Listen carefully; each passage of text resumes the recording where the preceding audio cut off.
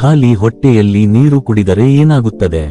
ಬೆಳಗ್ಗೆ ಎದ್ದ ತಕ್ಷಣ ನಿಮ್ಮ ದೇಹವನ್ನು ಒಂದು ರಾತ್ರಿ ಪೂರ್ತಿ ನಿಂತಿದ್ದ ಕಾರಿನಂತೆ ಊಹಿಸಿ.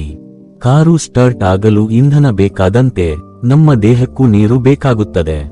ಒಂದು ರಾತ್ರಿ 6 ರಿಂದ 8 ಗಂಟೆಗಳ ಕಾಲ ನೀರು ಕುಡಿಯದೇ ಇದ್ದ ಕಾರಣ ದೇಹ ಸ್ವಲ್ಪ ಡಿಹೈಡ್ರೇಟ್ ಆಗಿರುತ್ತದೆ.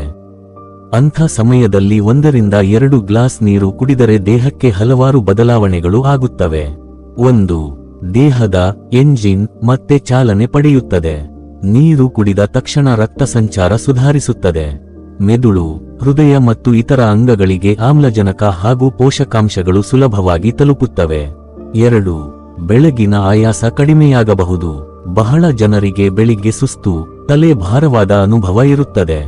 ಇದಕ್ಕೆ ಕೆಲವೊಮ್ಮೆ ನೀರಿನ ಕೊರತೆಯು ಕಾರಣವಾಗಿರಬಹುದು.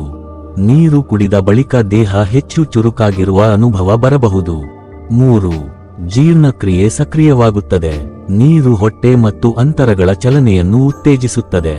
ಇದರಿಂದ ಬೆಳಗಿನ ಮಲವಿಸರ್ಜನೆ ಸುಲಭವಾಗಲು ಸಹಾಯವಾಗಬಹುದು. 4. ಮೆಟಾಬಾಲಿಸಂ ಸ್ವಲ್ಪ ಹೆಚ್ಚಾಗಬಹುದು.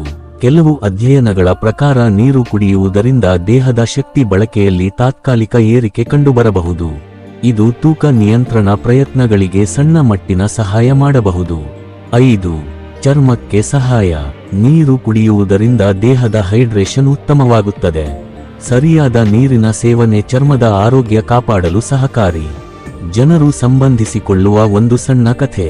ಒಬ್ಬ ವ್ಯಕ್ತಿ ಪ್ರತಿದಿನ ಬೆಳಿಗ್ಗೆ ಚಹಾ ಕುಡಿಯದೆ ದಿನ ಶುರುವಾಗುವುದಿಲ್ಲ ಎಂದು ಭಾವಿಸುತ್ತಿದ್ದ.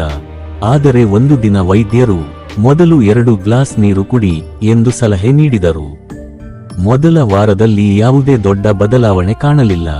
ಆದರೆ ಕೆಲವು ದಿನಗಳ ನಂತರ ಅವನಿಗೆ ಬೆಳಗಿನ ತಲೆನೋವು ಕಡಿಮೆಯಾಯಿತು, ಮಲವಿಸರ್ಜನೆ ಸುಲಭವಾಯಿತು ಮತ್ತು ದಿನವಿಡೀ ಹೆಚ್ಚು ಚುರುಕಾಗಿ ಅನಿಸತೊಡಗಿತು. ಆಗ ಅವನಿಗೆ ತಿಳಿಯಿತು, ನಾನು ದುಬಾರಿ ಔಷಧಿ ಹುಡುಕುತ್ತಿದ್ದೆ, ಆದರೆ ನನ್ನ ದೇಹಕ್ಕೆ ಬೇಕಾಗಿದ್ದದ್ದು ಸರಳ ನೀರೇ. ಮುಖ್ಯ ಸಂದೇಶ: ಬೆಳಗ್ಗೆ ಎದ್ದ ತಕ್ಷಣ 1 ಅಥವಾ 2 ಗ್ಲಾಸ್ ನೀರು ಕುಡಿಯುವುದು ನಿಮ್ಮ ದಿನದ ಅತ್ಯಂತ ಸರಳ ಮತ್ತು ಆರೋಗ್ಯಕರ ಅಭ್ಯಾಸಗಳಲ್ಲಿ ಒಂದಾಗಬಹುದು. ಆದರೆ ಅತಿಯಾಗಿ ಒಂದೇ ಸಲ ಬಹಳಷ್ಟು ನೀರು ಕುಡಿಯಬೇಡಿ. ಕಿಡ್ನಿ, ಹೃದಯ ಅಥವಾ ಇತರೆ ಆರೋಗ್ಯ ಸಮಸ್ಯೆಗಳಿದ್ದರೆ ವೈದ್ಯರ ಸಲಹೆ ಅನುಸರಿಸಿ.